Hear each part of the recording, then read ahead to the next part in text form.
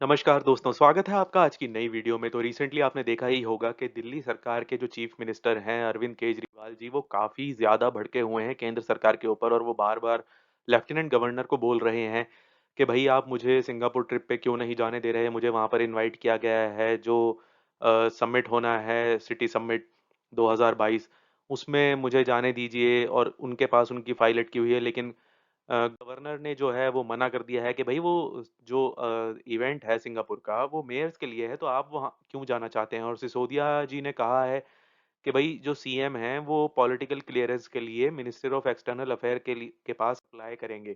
क्योंकि जो lieutenant governor हैं दिल्ली के नए वीके सक्सेना, उन्होंने इनकी जो ट्रैवल प्रपोज़ल है उसको रिजेक्ट कर दिया गया है, जिसके जवाब में फिर केजरीवाल जी बार-बार ये एक बात कह रहे हैं कि भई मैं कोई क्रिमिनल थोड़ी ना हूँ।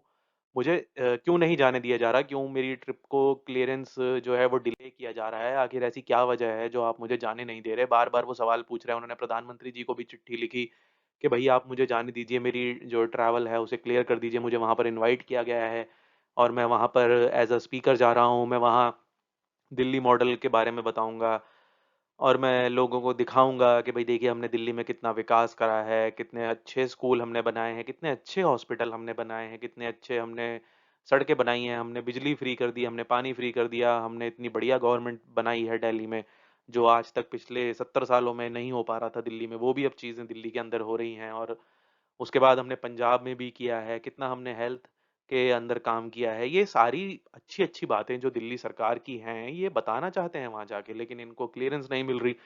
तो अब इन्होंने फाइनली अल्टीमेटम दे दिया है कि भई मैं जाऊँगा, आप क्लियर करो या ना करो। मैं तो वहाँ पर उस समिट को अटेंड करूँगा जाके और उसके बाद इनकी काफ़ी ज़्यादा जो है मीम्स बनने लग गए ऑनलाइन सोशल मीडिया पे कि भई घुमक्कड़ केजरीवाल ट्रेंड्स हो गया है ट्विटर पे जब ये इनका और एलजी का विवाद चल रहा था और जो दिल्ली के जो बीजेपी के जो लीडर हैं, विधूड़ी जी, इन्होंने ये बोला कि भई केजरीवाल जो हैं वो अपनी जो डिग्निटी है उनके ऑफिस की और एक दिल्ली सीएम का जो पद है उसकी गरिमा को ये बर्बाद कर रहे हैं, ये उसको अंडरमाइनिंग कर रहे हैं। क्योंकि वो जो समिट है, जो इन्विटेशन है वो मेयर्स के लिए है और इसमें कुछ जो सूरत की जो मेयर हैं, वो भी जा रही हैं। उनके बारे में मैं आगे आपको ज़िक्र करके बताऊँगा। तो ये सारा मामला आखिर है क्या? आखिर ये हो क्यों रहा है? क्यों इनको रोका जा रहा है? इनको क्लीयरेंस क्यों नहीं मिल रही? सारे दिक्कत परेशानी आखिर हो कहाँ पे रही है? तो सबसे पहले ये सारा मामला हम समझते हैं कि व्हाट परमिशन आखिर क्या परमिशन चाहिए इनको वहाँ जाने के लिए? तो फॉरेन विज़िट्स चीफ मिनिस्टर जो स्टेट लेवल मिनिस्टर्स होते हैं, उनकी फॉरेन विज़िट्स को अप्रूव किया जाता है कैबिनेट सेक्रेटेरिएट और प्राइम मिनिस्टर के ऑफिस के द्वारा। और ये प्रोसेस जो है बिगिन होती है कैबिनेट सेक्रेटेरिएट से जिसको इन्फॉर्म करना होता है कि भई हमें जाना है। उन सबसे पहले उन्हें बताया जाता है विज़िट के बारे में और एक सर्कुलर जारी हुआ था 6 मई 2015 को जिसमें ये कहा गया था कि जो cabinet secretariat and ministry of external affairs इनको इन्फॉर्म करना जो है वो कंपल्सरी है the proposed foreign visit either चाहे वो ऑफिशियल हो, चाहे वो प्राइवेट हो, चीफ मिनिस्टर और minister of state, governments, union territories. हालाँकि prior political clearance and FCRA foreign contribution regulation act ये इसकी तरफ से जो क्लीयरेंस है मिलती है ये मैंडेटरी है। तो आपको 2 जगह से लेनी है FCRA ministry of external affair वहाँ से और उसके बाद आपको कैबिनेट सेक्रेटेरिएट से भी परमिशन लेनी पड़ेगी।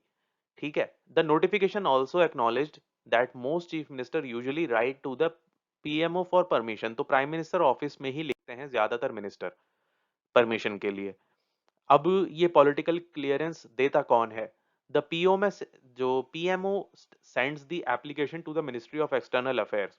पीएमओ के द्वारा एक चिट्ठी जाती है मिनिस्टर ऑफ एक्सटर्नल अफेयर्स के ऑफिस में ministry which look into foreign affairs sends the application to the Indian mission in the country that the chief minister plans to visit.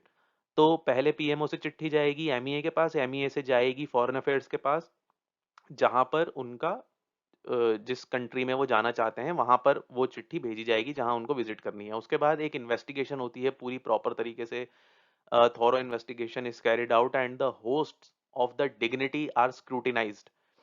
तो जो होस्ट हैं जिस कंट्री ने उनको बुलाया है, क्या मामला है, क्यों जा रहे हैं, क्या विजिट है भाई, नेचर ऑफ विजिट क्या है, पर्पस ऑफ विजिट क्या है, वो सब कुछ इसमें स्क्रूटिनाइज किया जाता है। तो किस इवेंट में जा रहे हैं, पार्टिसिपेशन, और दूसरी कौन सी कंट्रीज हैं जो पार्टिसिपेट कर रही हैं, इंडिया का उन जो होस्ट कंट्री है जिसने इनवाइट किया है उसके साथ कैसा रिलेशन है, ये सारी बातें कंसिडरेशन में रखी जाती हैं और उसके बाद एक रिपोर्ट बनाई जाती है, जिसमें एमईए को भेज दिया जाता है वो रिपोर्ट बना के, और उसमें सारी चीजें जो भी होती हैं कि भाई उनको क्या लगता है, जिन्होंने इन्वेस्टिगेशन की है गवर्नमेंट डिपार्टमेंट है, कि जाना सही है या गलत है, वो भेज दिया जाता है। उसके बाद मिनिस्टर ऑफ एक्सटर्नल अफेयर्स का जो ऑफिस है वो अनफेवरेबल रिमार्क उस पर लिख सकते हैं कि भाई नहीं, जाना सही नहीं है इस विजिट पे, और कैंसिल कर सकते हैं उस एप्लीकेशन को। ठीक है। उसके बाद a copy of the application also sent to the Department of Economic Affairs, which takes a look at the application only if it has got a go ahead from the MEA. A suitable protocol required by the host country is also needed. तो एक तो पहले step पे आपको okay मिला हो उस application में मिनिस्ट्री ऑफ एक्सटर्नल अफेयर्स से, उसके बाद ये ओके करेंगे इकोनॉमिक अफेयर्स वाले। और दूसरी कंडीशन यहाँ पे यह है कि एक जो होस्ट कंट्री है उनकी तरफ से भी एक सूटेबल प्रोटोकॉल रिक्वायर्ड होता है, उसके बाद ही क्लियरेंस मिलती है। और since 2016 e political clearance applications can be made on the portal epolclearance.gov.in according to a report. तो 2016 से ये ऑनलाइन प्रक्रिया शुरू कर दी थी कि आप पॉलिटिकल क्लियरेंस जो है एप्लीकेशन वो ऑनलाइन बना सकते हैं इस गवर्नमेंट वेबसाइट पे। और MEA forwards the recommendation and the report to the PMO which take the final call. तो फाइनली जो अंतिम हस्ताक्षर कह लीजिए या अंतिम परमिशन कह लीजिए, वो प्रधानमंत्री कार्यालय के पास होती है, उनके सिग्नेचर के बाद ही कोई भी जा सकता है विदेश। उसके बाद अब what is an FCRA clearance? FCRA clearance क्या है? The Foreign Contribution Regulation Act clearance is needed for a visit abroad to the foreign trip involves the hospitality of organization other than those of the United Nations. It is given by the Ministry of Home Affairs. तो ये FCRA regulation की भी clearance चाहिए होती है उस country में जहां पर आपको जाना है। उसके लिए ये कौन देता है? मिनिस्ट्री ऑफ होम अफेयर्स से मिलती है ये।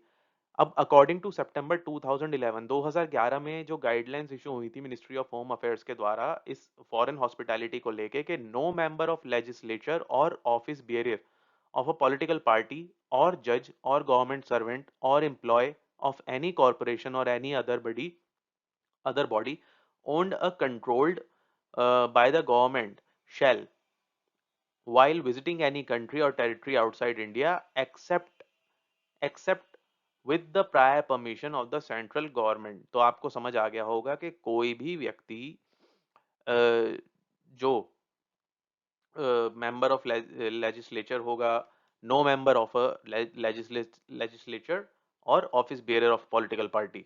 तो किसी भी पॉलिटिकल पार्टी का कोई लेजिस्लेचर, ऑफिस बेयरर, जज, कोई गवर्नमेंट सर्वेंट, किसी कॉरपोरेशन का एम्प्लॉय या कोई भी जो अदर बॉडीज होती हैं ओन्ड बाय और कंट्रोल्ड बाय द गवर्नमेंट, उनको विजिट से पहले किसी भी कंट्री या टेरिटरी आउटसाइड इंडिया परमिशन चाहिए होगी सेंट्रल गवर्नमेंट की। ठीक है। Every application for acceptance of foreign hospitality shall be accompanied by an invitation letter from the host और द होस्ट कंट्री। तो आपको इनविटेशन भी दिखाना पड़ेगा यहाँ पर कि भाई आपको इनवाइट किया गया है, as the case may be, and administrative clearance of the ministry of the department concern in case of visit sponsored by them the rules से। तो ये रूल कहता है कि भाई आपको सबसे पहले तो वहां पर लेटर पेश करना पड़ेगा, दिखाना पड़ेगा कि भाई आपको कंट्री ने बुलाया है, और एडमिनिस्ट्रेटिव क्लियरेंस भी आपको रिक्वायरमेंट होगी, administrative clearance of the ministry or the department concern in the case of visit sponsored by them. And are any other clearance are needed? क्या कोई और क्लियरेंस इसके अलावा चाहिए? Union ministers need additional clearance from the PMO after an okay from MEA. जब minister of external affairs से आपको okay मिल जाएगा, उसके बाद पीएमओ से चाहिए होता है, चाहे ट्रिप आपकी पर्सनल क्यों ना हो। Lok Sabha MPs need okay from the speaker, Rajya Sabha members from the chairperson, the vice president of India. The law makers do not need to inform the Lok Sabha Rajya Sabha secretariat if the visit is private. तो सिर्फ जो law makers हैं, जो law ministers हैं, उनके लिए ये छूट है कि भाई उनको इन्फॉर्म करने की जरूरत नहीं है, बाकी सबको किसी ना किसी अपने डिपार्टमेंट हेड को आपको इन्फॉर्म करना ही पड़ेगा। अब क्या पास्ट में ऐसा कुछ हुआ है कि पहले भी चीफ मिनिस्टर्स ने परमिशन ली हो? हाँ, हुआ है। 2021 में waste Bengal chief minister Mamata Banerjee को डिनाय कर दिया गया था परमिशन रोम जाने के लिए। और उस वक्त मिनिस्ट्री ऑफ एक्सटर्नल अफेयर ने कहा था कि द जो इवेंट है वो the event is not commensurate in status for the participation by a chief minister of a state, कि भैया चीफ मिनिस्टर के लिए जाने के लिए सही नहीं है या उपयुक्त नहीं है ये कार्यक्रम।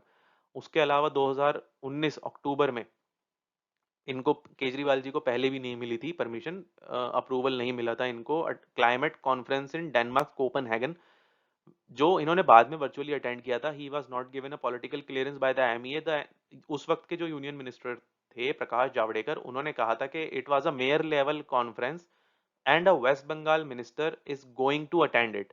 तो एक चीफ मिनिस्टर ऑलरेडी वहां से जा रहे थे, तो इसलिए उन्होंने मना कर दिया। उसके बाद 2017 में भी केरला टूरिज्म मिनिस्टर के सुंदरन को डिनाई कर दिया गया था परमिशन एमईए के द्वारा।